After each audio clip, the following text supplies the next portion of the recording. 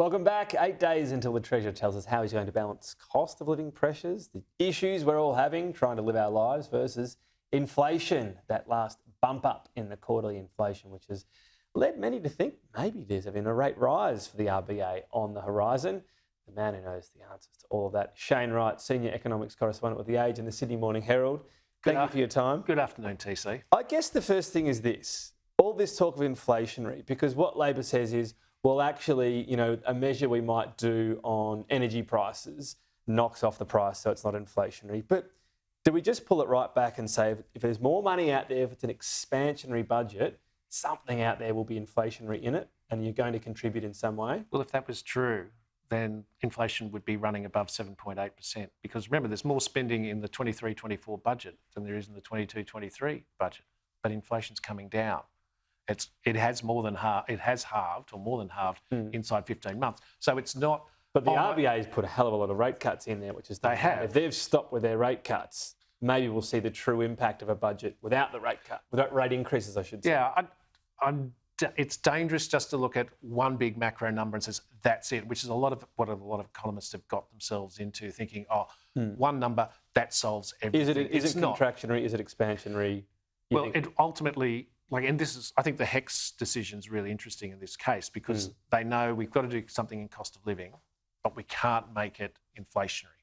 Because if we gave every student $1,200, which the opposite of reducing their debt, you know what that would happen. Like people would go out and spend it. This way they've come up with a policy which feeds into we're looking after you on cost of living without putting a tiny amount of money in the short term. It depends where you're putting the money. Relief coming in years to come. That's right. And it always comes down to where you're putting the money, whether the demand in that space. So you're still team nuance? You think if they do the right things, that a so-called expansionary budget isn't necessarily inflationary? I love a bit of nuance, but you've got to be really careful because ultimately the big number is 22. The surplus. Remember, in 22 was 22.1 billion, the biggest surplus we've ever seen. The size of the surplus is coming down. It will be less. It'll be far less than that. So ultimately, there is more money sloshing around. Is the money just going into the accounts of poor old mortgage holders who have been absolutely whacked?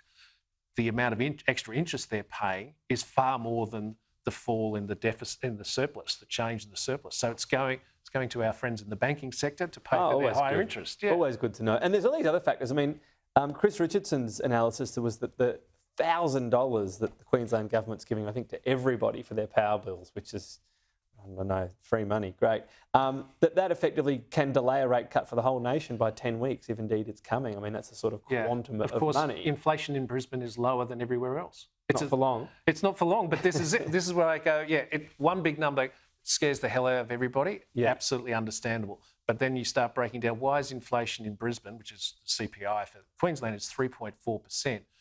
New South Wales is over 4% right at the moment. Inflation in New South Wales is more important to the entire nation's inflation story. The RBA doesn't try and break it all down into what's going on state by state. Yeah. But that can have a factor. Look, so that's I won't go further down. Team nuance is a great place to be. Next will be on Taylor Swift concerts and the inflation there. Jim Chalmers could be the fourth treasurer since the 70s for back-to-back surpluses. That's right. They're short-term settings, aren't they? I mean, the structural deficit's there. Is there any indication so far that that's being addressed? Because I know that there's a vague spending pledge on the NDIS, but still not even how we get there. Yeah. Is that structural deficit question the big one that the coalition didn't really address and Labor's not either? No, and I think part of it is, right, economists know what they think they know what a structural deficit is. And they just, we'll rip out all the one-off bonuses that have come from China. That has been running for 20 years. Somewhere along the line, you have to start thinking, is the structural shift around the price of iron ore different to what had been anticipated? But that's another team nuance sort of argument. But then there's China's economic woes right now, so you'd go, well, absolutely, that is one thing that actually might shift soon. That's right. And how do we plan for that? And this is where you can sort of see where Albanese ends up with Future Made in Australia, where for some reason we're building solar panels in the belief that China may stop us getting solar panels.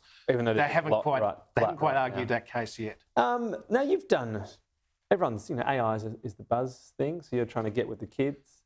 That's a long way since I've got with the kids. 123 budgets you've analysed.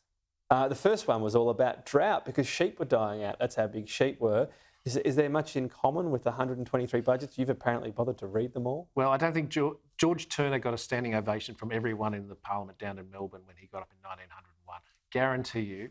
The whole Parliament. Whole Parliament. Jim Chalmers. Federation had happened. There was a bit of cheer in the air. They were so woke. They were so happy to be together. Maybe it was sunny in Melbourne for once. Oh, that's a big call. But no, this is like we've actually used AI to try and see how language has changed and where again, Team Nuance, where that's gone. And you can see the change around defence has been the most amazing thing. Okay.